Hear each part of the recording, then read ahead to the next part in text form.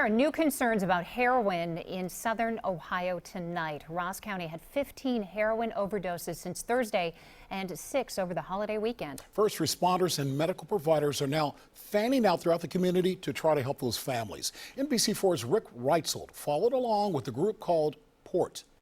This is Ross County's post-overdose response team going to homes shortly after a heroin overdose to get that individual and families help as quick as possible. It is the worst addiction that you could ever find, and it only grows when you're on it. Sierra Armstrong and her boyfriend Dustin SELBY know today was their last day of group therapy as recovering heroin addicts. There is hope and there is help out there, and you can seriously experience a life that you've never dreamed of.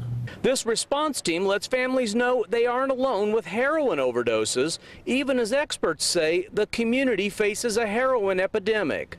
Families are at a complete loss when dealing with addiction. She says a medical professional goes along on all the home visits to let folks know where to detox and to get help recovering from an addiction. We can't wait one more day.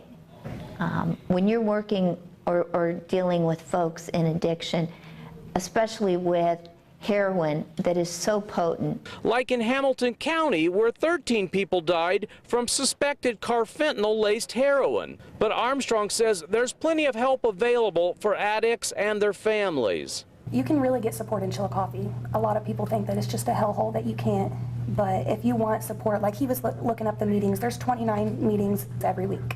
You can get a list of places that are willing to help addicts and their families by going to NBC4i.com. In Chillicothe, Rick REITZEL, NBC4. And concerns about heroin overdoses have a prosecutor in Hamilton County making an unprecedented request. Listen to this. The prosecutor filed a motion to grant immunity for anyone who turns in drugs that could lead to an overdose.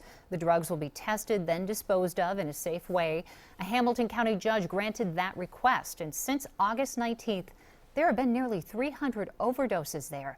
Tests confirm a powerful animal tranquilizer mixed with heroin is responsible for 8 deaths.